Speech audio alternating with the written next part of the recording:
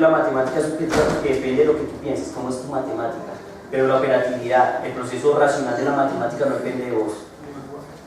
Porque ya está definido como un lenguaje. ¿Estamos?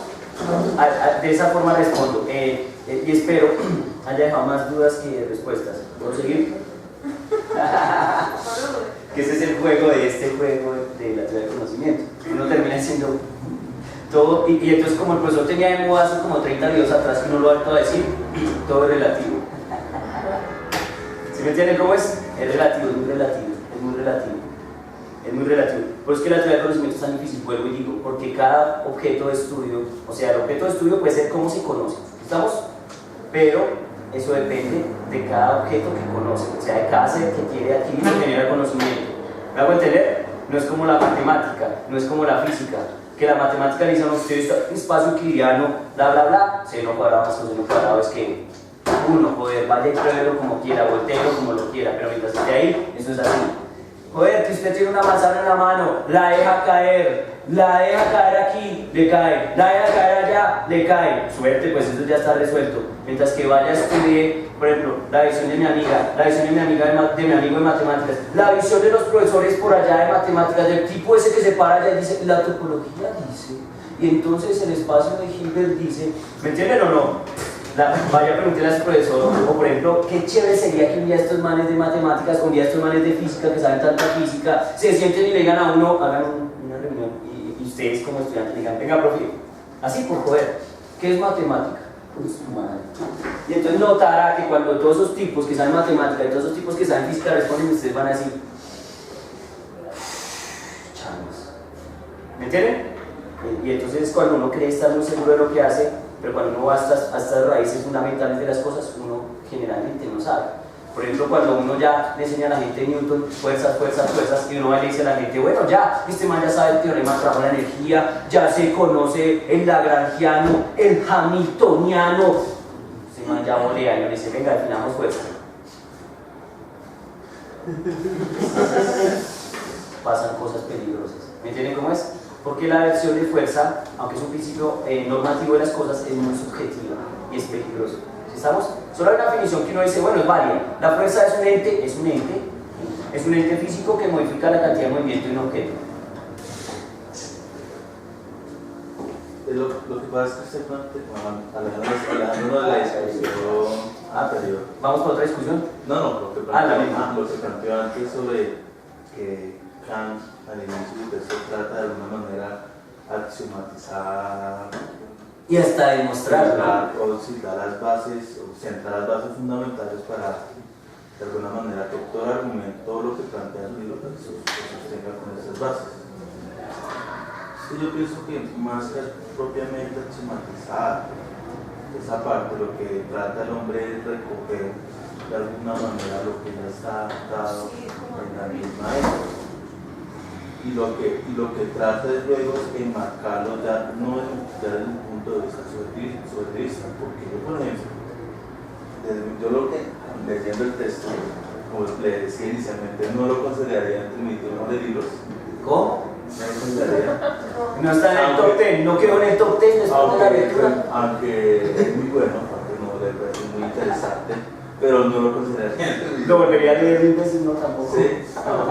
Y uno puede observar que todo el libro se marca, bueno, cómo es posible la metafísica.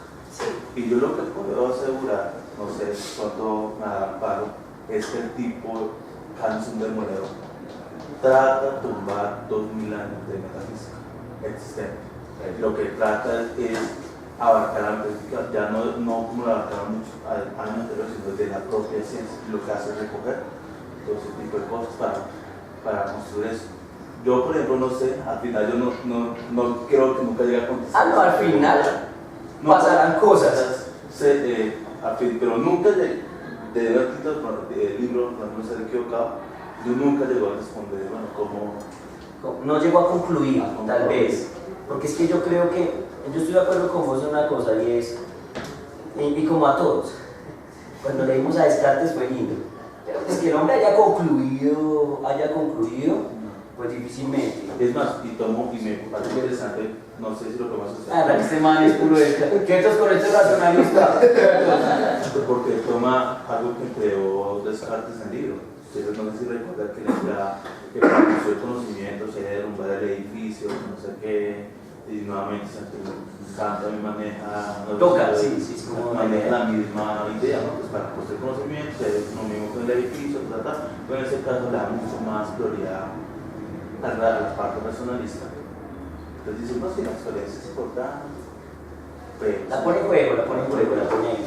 Pero como usted plantea la anterior clase, al tratar de fusionar esas dos teorías, le da mayor prioridad en todo el texto, puedo asegurar que todo que se da mucho más prioridad. A la razón.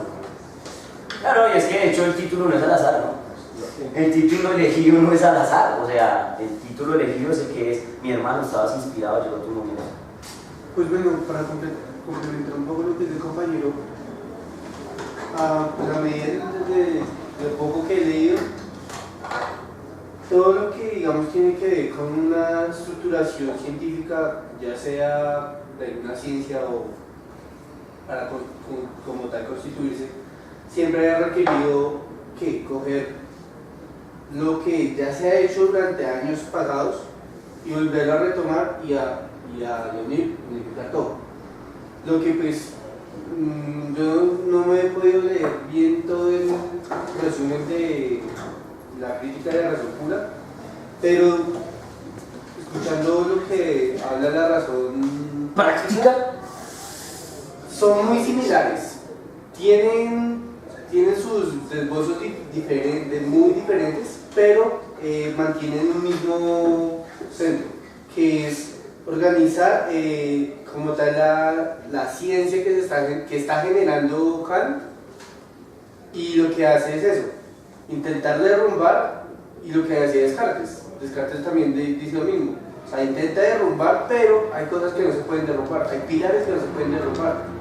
Desde ahí pues toca intentar volver a ascender el edificio, pero digamos eso se da mucho en las ciencias, todo tipo de ciencia que requiere ¿cómo se dice? ¿Mejorar? No, fundamental, o sea, que tenga un fundamento como ciencia, requiere ese tipo de cosas. O sea, coger e intentar destruir todo lo que se ha hecho, pero sin destruir cosas. O sea, destruir, pero sin destruir. Pero no, sea más bien como ordenar. Es que destruir es peligroso. Porque cuando uno destruye, la palabra destruir es peligrosa en cuanto la usaste, en el sentido de que destruir es como ¡pah! No pasó nada, hagamos. Entonces resulta que si uno revisa un poco eso, pues el man no hace eso, el man más bien dice, oiga, que pensaría yo, ¿no? Y no estoy diciendo que Kant lo haya hecho bien y soy kantiano ni nada de esas cosas, simplemente que me parece interesante el intento del hombre y eso.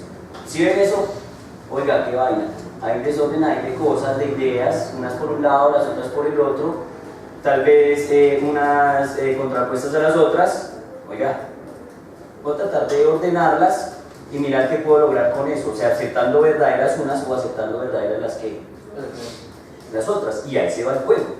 Es lo que yo entiendo. Bueno, es lo que yo entiendo. De hecho, pues un poco a lo de construir y no construir. En la introducción habla del carácter de necesidad de ciertas... Él define como una forma en la que uno puede creer que una proposición o cierta afirmación es necesaria. Y si eso cumple las características de necesidad que él define, entonces ya lo podemos considerar como algo fundamental, como una proposición fundante, que es más o menos como él empieza el tema de la trascendencia, que cuando una idea es trascendente o no es trascendente. Entonces él dice, una cosa tiene carácter de necesario si está exento de toda experiencia, si es puramente a priori, creo que alcanza a decir. Y entonces ahí ya empieza, o sea, si de pronto es peligroso con ese proceso usar la palabra construir, destruir y todas estas cosas, sino que él empieza a organizar, bueno, qué tan trascendente, ¿sí? En el sentido de a priori, es esta idea respecto a las demás, y cómo esta, ya después él define esa relación de que el predicado B está contenida en el sujeto A, que ahí ya también entonces empiezan a desprender estas cosas. Si el sujeto A es totalmente a priori, síntesis se llama esa relación. Entonces, si yo tengo un sujeto totalmente a priori trascendente, entonces ya lo que está contenido en él, está fundamentado pues, por este sujeto a priori. Ok, miren, ahí pasa algo interesante y es, yo no sé si ustedes notaron, por eso digo que este libro tiene una estructura de muy matemático, de muy salvaje, en el sentido de que el man dice, voy a suponer una idea y voy a trabajarla, o sea, voy a procesarla a la luz de una lógica hasta que me lleve a pensar si esta idea es a priori, es a posteriori. Por ejemplo, algo pesado, ¿y qué diría Euclides? ¿Qué diría un geómetra respecto a esas ideas? Cuando el man dice, bueno, vamos a discutir las ideas de espacio, ¿y qué diría un físico cuando el man dice, y vamos a discutir las ideas de tiempo? Entonces dice, no, hagámoslo. Recuerden, miren, hay algo que es chévere, a mí eso me gusta y yo creo que en la vida no debe ser así. Hay algo que tiene el man y es que es pretencioso. Excelente. Es pretencioso, el man es pretencioso, ¿sí? Vamos a hablar de eso, vamos a construirlo. Miren que el man no se bota 3 ecuaciones, no se bota, espero, ni una receta de cocina, el man empieza a hablar. Claro que obviamente si nosotros tenemos un conocimiento de matemáticas, tenemos claro ideas matemáticas, estaré seguro que todos pensaron que de una otra forma lo que hace sí es matemática. En el sentido de que, ¿se acuerdan del video ese que veíamos de cómo iba evolucionando la historia de la epistemología, la teoría del conocimiento? Donde aparecían, bueno, hablaba de Kant, de David Hume, Entonces aparece por allá en 1900 una cosa que se llama filosofía analítica, ¿sí? Y la filosofía analítica no está construida sino bajo ideas más o menos de este estilo, es decir, sí, entonces, por lo tanto, falso, verdadero, bueno, ese tipo de estructuras lógico-matemáticas para poder falsear o dar de verdad a una idea. Entonces, si ustedes notan, cuando el man bota sus argumentos, el man empieza aquí con esas cosas. Es más, podríamos leernos uno y mirar a ver si nos vende o no nos vende el producto. Cuando él dice que es que resulta que entonces el espacio es una idea a priori y el tiempo también lo es. Y el man dice así, y es que no depende de la experiencia. Entonces miremos el argumento. Bueno, aunque es que lo que pasa es que como yo venía haciendo la cosa, me permite no entender estas ideas. Por ejemplo, dice acá. Él dice, sesión primera sobre el espacio. Esta sesión comienza con una exposición metafísica de la noción de espacio, por la cual se entiende una exposición de esa noción que parte del análisis de nuestras representaciones y está destinada a mostrar que el espacio es una intuición válida a priori de la sensibilidad y que es la mera forma subjetiva de las intuiciones sensibles por la cual todo fenómeno externo puede y debe ser representado. Ven que ahí ya se pone ¿cómo? Lo que pasa es que en la parte anterior el man ya dijo que es subjetivo, que es objetivo, y además definió la palabra sensibilidad y también el tipo definió en el proceso una cosa que él va a llamar concepto, y por aquí está otra, que es una intuición. Fenómeno. O sea, si pillan es que para poder leer al man, entonces toca entender qué son esas definiciones para poder entrar, por ejemplo, a esta idea del espacio. Él distingue 3 modos de saber: la sensibilidad, en el que lo abarca desde la estética, el título que tiene estética. Uno pensaría que el concepto de estética es lo bello, ¿no? No, es que... Ahí totalmente es... Sí, es que incluso hay aclarar, le dicen a uno, es que estética está ligado a las raíces etimológicas y la estética tiene que ver, pues la palabra estética tiene raíces etimológicas de experiencia. A la estética, entendimiento, discursivo y a la razón. Y le da la connotación de razón pura, que todo se resume a la parte teórica. Ahí es cuando... Es que de hecho, es que el man todo lo que quiere hacer es tratar de buscar lo que hace Descartes, que es buscar las ideas a priori, ¿sí? Pero fundamentadas con un método para hacerlo, ¿sí? Un método diferente al que tiene Descartes. ¿Van a entender? La metodología es diferente porque, insisto, está fundamentada en estructuras conceptuales y ese tipo de cosas, ¿sí? No es como buscar las ideas más inocentes y simples para generar conocimiento, que es lo que hace Descartes, sino está fundamentada en estructuras conceptuales pesadas. Entonces, sí, el reto es hallar ideas a priori. Por ejemplo, ¿Ustedes les parece que esta es una idea a priori? ¿Cuál? Ya voy. No, en silencio no. Qué pena. F sub G igual a GMM sobre R cuadrado. Depende de alguien de ustedes que eso sea cierto o no en este momento.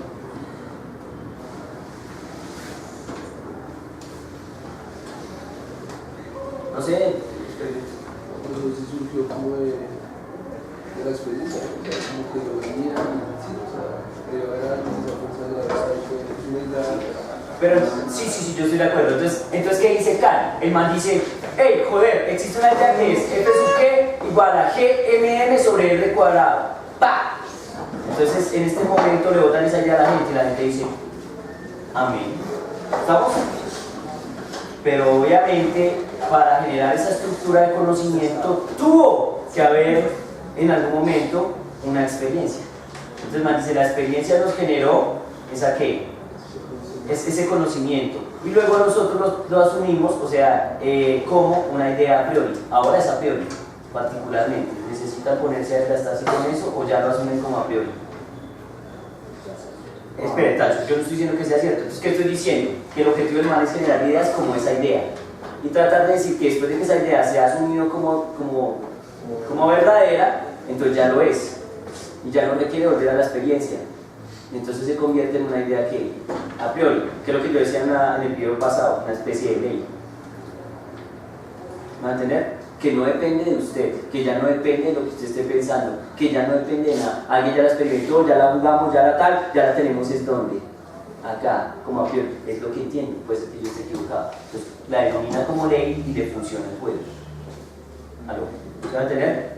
No sé. Es lo que el profe está tratando de marcar, lo que Kant en los mismos juicios analíticos y terceros sintéticos. Sintéticos también, sí. Recuerden que va en ese juego también. Y que mientras él dice que los juicios sintéticos no son toda en su gran mayoría a priori, sino también hay juicios sintéticos. Perdón, que la gran mayoría no son a posteriores, sino también hay juicios sintéticos a priori. A priori, sí. Ese es el juego. Pero entonces recuerden, la máxima de Kant, que viene con esta idea, es generar ideas a priori que sean verdaderas. Es decir, que ya no tengamos que volver a la experiencia para tratar de recrear si son o no lo son. ¿Me van a entender? Entonces, porque así se puede construir conocimiento. Recuerden que él está interesado en que la razón controle todo. ¿Sí estamos? Por eso es que necesita unas ideas que ya no necesiten de qué. De los sentidos, de la razón. ¿Sí estamos? Entonces creo que en ese punto es donde sale nuestro amigo Mario Bunge y dice, claro, entonces como todo está en la razón, bueno, por eso es que cuando hay átomos allá que nadie ve, ¿cierto? Entonces no deberían existir porque no están en la razón. ¿Aló? ¿Sí me van a entender? Por eso es que el tipo está como tan ofendido, pudiendo nosotros equivocarnos y poniéndonos al fuego de que alguien que sepa mucho de filosofía nos diga que estamos completamente equivocados. ¿Me van a entender? Como estamos haciendo una interpretación muy positivista nosotros, muy desde la ciencia, pues eso es lo que entendemos, o por lo menos lo que yo entiendo. ¿Estamos? ¿Listo? Entonces, ¿qué más hay por ahí? Bueno, entonces, entonces yo estaba en esta vuelta. Entonces estaba diciendo, bueno, entonces estoy leyendo porque vamos a ir al primer argumento, al argumento del espacio. Entonces dice, mostrar que el espacio es una intuición válida a priori de la sensibilidad y que es la mera forma subjetiva de las intuiciones sensibles por la cual todo fenómeno externo puede y debe serlo representado. Entonces dice, en esta sección sobre el espacio se trata del sentido externo, de aquel por el cual nuestra mente se representa objetos como externos a nosotros en el espacio. El sentido interno, por el cual la mente se percibe a sí misma y a sus estados internos, corresponde a la sección sobre el tiempo. Entonces dice, sigue una exposición trascendental cuya finalidad es deducir del apriorismo ya comprobado del espacio cómo son posibles ciertos conocimientos sintéticos a priori basados en esa representación de espacio, en concreto los conocimientos de la geometría. ¿Estamos? Entonces dice, finalmente dentro del mismo se desarrollan conclusiones a partir de todo lo anterior. Entonces dice, la exposición metafísica consta entre las dos ediciones A y B de 5 argumentos. Entonces me dice, listo, vamos a definir espacio, vamos a jugar al espacio. Dice, argumento 1, el espacio no es una representación proveniente de la experiencia. Esto queda probado por dos hechos. Por un lado, soy capaz de poner ciertas sensaciones en relación con algo exterior a mí, con algo que se halla en un espacio distinto al mío. Por otro lado, soy capaz de representarme esas sensaciones como contiguas y exteriores entre sí. Dice, no sería posible ninguna de esas experiencias si no poseyera antes de la experiencia la representación del espacio que ellas presuponen. Por ende, como se afirmó, el espacio no puede provenir de la experiencia, porque tiene que precederla. Breve. Y ahora sí los escucho. Ahora sí los escucho. ¿Cómo es esa vuelta? ¿Cómo se consume?